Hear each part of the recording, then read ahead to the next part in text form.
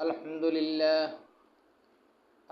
لله نحمده ونستعينه ونستغفره ونؤمن به ونتوكل عليه ونعوذ بالله من شرور أنفسنا ومن سيئات أعمالنا من يهد الله فلا مضل له ومن يضلله فلا هادي له ونشهد أن لا إله إلا الله وحده لا شريك له ونشهد أن سيدنا وحبيبنا وحبيب ربنا ومولانا محمدا عبده ورسوله أرسله الله تعالى بالحق بشيرا ونذيرا وداعيا إلى الله بإذنه وسراجا منيرا أما بعد فأعوذ بالله من الشيطان الرجيم بسم الله الرحمن الرحيم قل إن الموت الذي تفرون منه فإنه ملاقيكم ثم تردون إلى عالم الغيب والشهادة فينبئكم بما كنتم تعملون صدق الله العظيم। সুপ্রিয় ভিউয়ার্স, আজকে আমরা আপনাদের সম্মুখে আলোচনা করব দুইটি গল্প যা ইমাম গজ্জালি রহমতুল্লাহ আলাইহি ইহইয়াউল উলুম নামক তার বিখ্যাত গ্রন্থে উল্লেখ করেছেন। একটি মজাজি তথা রূপক গল্প আর একটি হকিকি তথা আসল গল্প, সত্য গল্প। প্রথমেই আমরা মজাজি গল্প নিয়ে আলোচনা করি। ইমাম গজ্জালি রহমতুল্লাহ আলাইহি বলেন, একজন ব্যক্তি জঙ্গলের ভিতর দিয়ে যাচ্ছিল, হঠাৎ করে তাকে সিংহ তাড়া করল। সে জঙ্গলে এক ব্যক্তিকে সিংহ তাড়া করল। সে সিংহের আক্রমণ থেকে বাঁচার জন্য দ্রুত ঊর্ধ্ব নিঃশ্বাসে সামনের দিকে চলতে লাগলো। হঠাৎ করে তার সামনে একটি পানিবিহীন কূপ পেল। সে কূপের মধ্যে চাপ দিল। চাপ দেওয়ার পরে কিছু নিচে যাওয়ার পরে একটি দড়ি পেল। সেই দড়ির মধ্যে সে আঁকড়ে ধরল, দড়িতে লটকে গেল।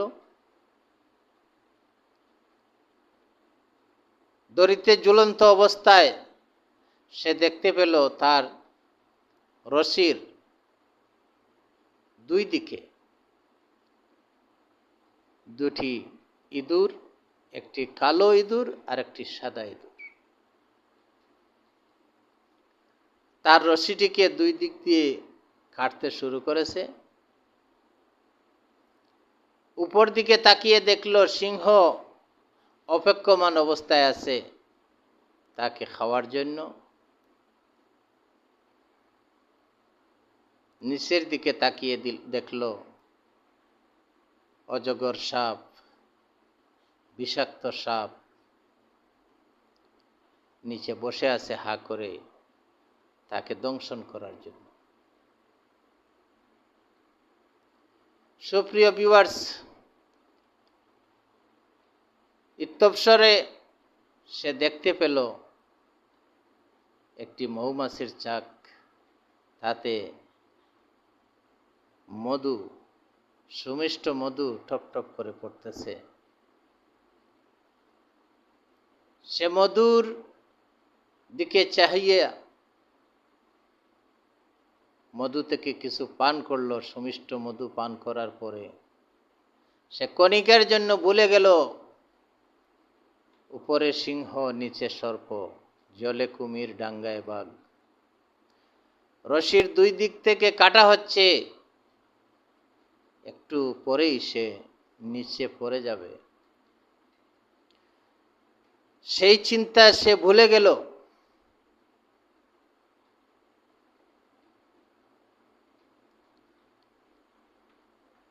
সুপ্রিয় ভিউয়ার্স, এই দুনিয়াটাকে আমরা এভাবেই গ্রহণ করেছি।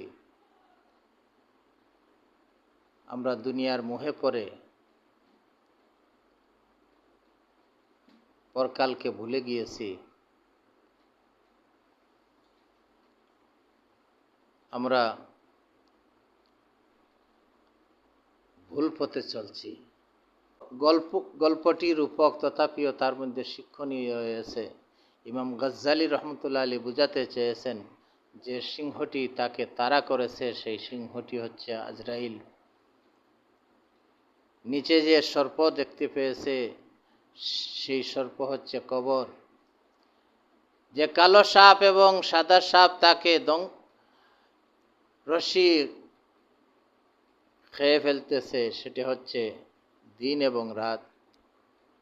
দিন হলো সাদা, রাত বুঝাচ্ছে কালো দিয়ে।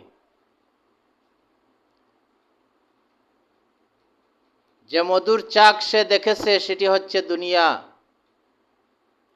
আল্লাহ তাআলা বলেন, ফালা তাগুররান্নাকুমুল হায়াতুদ দুনিয়া ওয়ালা ইয়াগুররান্নাকুম বিল্লাহিল গারুর। পার্থিব জীবন যেন তোমাদের দুঃখায় ফেলতে না পারে। ইলামু আন্নামাল হায়াতুদ দুনিয়া লাহু ওয়া লাইবু। জেনে রেখো দুনিয়ার মানুষ, এই শুধুমাত্র এই দুনিয়ার জীবনটা হচ্ছে খেলা তামাশা।